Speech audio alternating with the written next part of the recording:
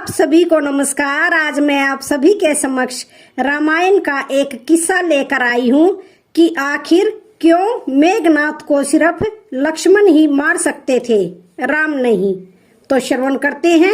मेघनाथ लंकापति रावण का सबसे बड़ा पुत्र और युवराज था। माना जाता है कि रावण बहुत बड़ा विद्वान था। रावण अपने से भी कहीं ज्यादा गुणवान, पराक्रमी और विद्वान अपने बड़े पुत्र मेघनाथ को बनाना चाहता था। धर्म ग्रंथों के अनुसार अपने पुत्र को सबसे ज्यादा शक्तिशाली और अजर अमर बनाने की कामना को लेकर त्रिलोक विजेता रावण ने उसके जन्म के समय सभी देवताओं को एक ही स्थान अर्थात 11वें घर में मौजूद रहने के लिए कहा था। लेकिन भगवान शनिदेव ने रावण की आज्ञा का पालन नहीं किया और 12वें घर में जाकर बैठ गए, जिससे मेघनाथ अजर अमर नहीं हो सके। एक बार ऋषि अगस्त्य ने भगवान राम के दरबार में कहा कि रावण के पुत्र मेघनाथ को स्वयं राम भी नहीं मार सकते थे, उन्हें तो केवल लक्ष्मण ही मार सकते थे। तो आइए जानते हैं कि ऋषि अगस्त्य ने ऐसा क्यों कहा। मेघनाथ को केवल लक्ष्मण ही क्यों मार सकते थे। मेघनाथ बहुत ही प्रबल एवं शक्तिशाली योद्धा था। उसके जन्म उपरांत ही सृष्टि के संपूर्ण मेघों ने रोते हुए एक समान नाद किया था। तत्पश्चात उसका नामकरण मेघनाथ हुआ। उसके पास नागपाश रूपी ऐसा शस्त्र था जिससे वह अदृश्य होकर राम लखन सहित पूर्ण सेना पर बादलों के पीछे छुपकर वार कर सकता था। वह भली भांति जानता था कि संसार में किसी भी साधारण मनुष्य के हाथों उसका वध संभव नहीं है। धर्म और अधर्म के बीच युद्ध की समाप्ति के उपरांत भगवान श्री राम के राज्याभिषेक में सम्मिलित अनेक तपस्वी ऋषि मुनि आदि भगवान राम से मिलने व आशीर्वाद देने वहां पर उपस्थित हुए। उस समय मुनि अगस्त्य ने प्रभु श्री राम से कहा, राम, आपने रावण व कुंभकर्ण को मारा, जो अति दुर्लभ था, लेकिन अधिक विषाद संग्राम लक्ष्मण ने मेघनाथ से किया था। लेकिन अधिक विषाद संग्राम लक्ष्मण ने मेघनाथ से किया था। मेघनाथ का वध सबसे ज्यादा विषम था। गुरु के वचनों को सुन प्रभु श्री राम अचंभित हो गए, क्योंकि वे मेघनाथ की प्रबलता व उनके वरदान से अनभिज्ञ थे। तभी अगस्त्य मुनि उन्हें पूरी बात विस्तार से बताते हुए कहते हैं कि मेघनाथ विश्व का एकमात्र ऐसा योद्धा था जिसके पास समस्त दिव्य अस्त्र थे। तीनों महाअस्त्र, ब्रह्मा, नारायण अस्त्र व महादेव का पशुपात अस्त्र भी था। उसे वरदान प्राप्त था कि उसके रथ पर रहते हुए कोई उसे परास्त नहीं कर सकता। इसी कारण उस समय संसार में केवल वही एक योद्धा था जिसने अति महारथी होने का स्तर प्राप्त किया था। उसने स्वयं भगवान रुद्र से युद्ध की शिक्षा प्राप्त की थी और समस्त शास्त्र प्राप्त किए। उसकी शिक्षा प्राप्त होते ही रुद्र ने स्वयं ही कहा कि उसे इस संसार में कोई भी पराजित नहीं कर सकता, किंतु उसका वध केवल लक्ष्मण के ही हाथों संभव था। महर्षि के मुखवाणी से मेघनाथ का ऐसा वर्णन सुनकर भगवान राम विस्मित रह गए और बोले, लक्ष्मण निसंदेह महाप्रचंड योद्धा है और उनके पास भी विश्व के सारे दिव्यास्त्र थे, किंतु उसे पशुपात अस्त्र का ज्ञान नहीं था, जिसका ज्ञान सिर्फ मेघनाथ को ही था। फिर भी लक्ष्मण किस प्रकार मेघनाथ का वध करने में सफल रहे। आप ऐसा क्यों कह रहे हैं कि केवल लक्ष्मण ही उसका वध कर सकते थे।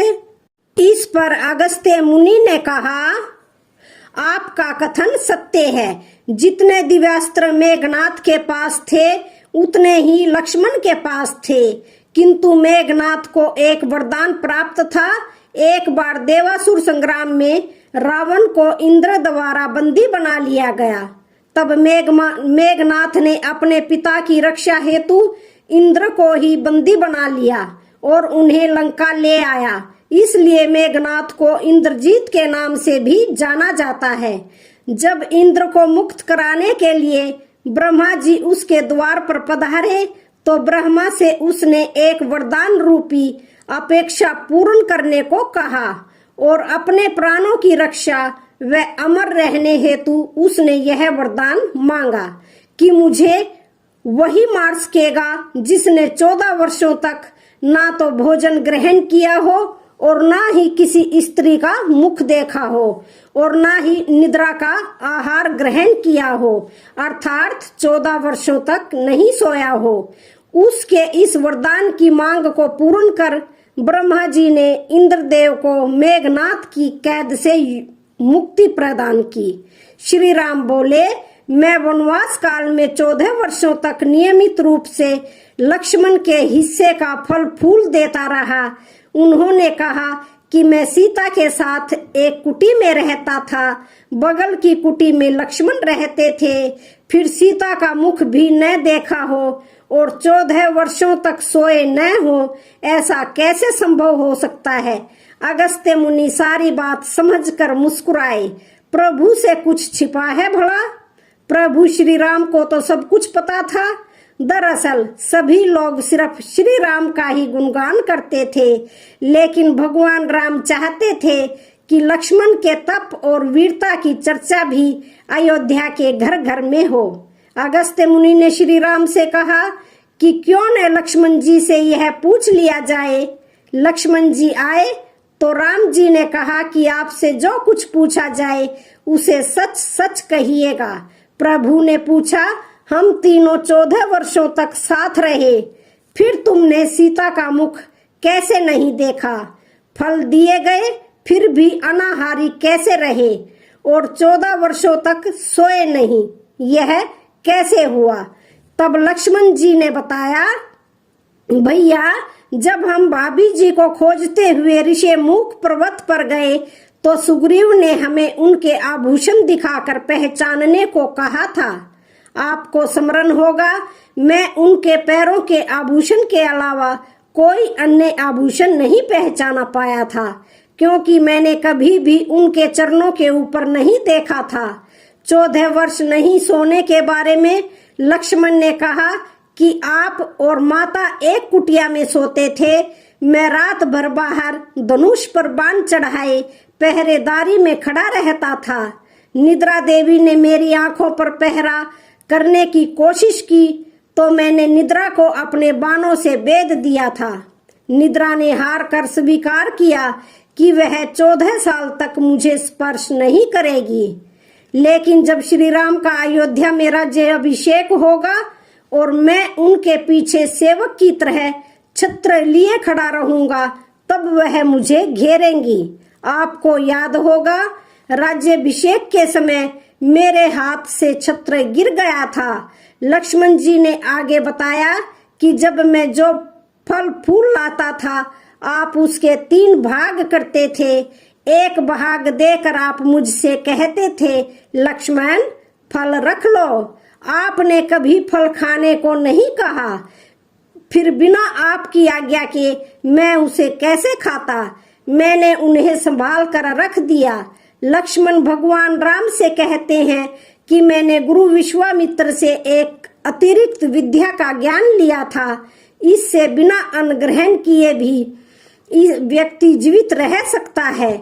उसी विद्या से मैंने भी अपनी भूख नियंत्रित की और मेघनाथ मारा गया। यह सुनते ही प्रभु श्री राम फिर से भाव विभोर हो उठे और लक्ष्मण को गले से लगा लिया। बोलो जय सिया राम। तो आज की कथा का यहीं पर समापन होता है। वीडियो अच्छी लगे तो चैनल को लाइक शेयर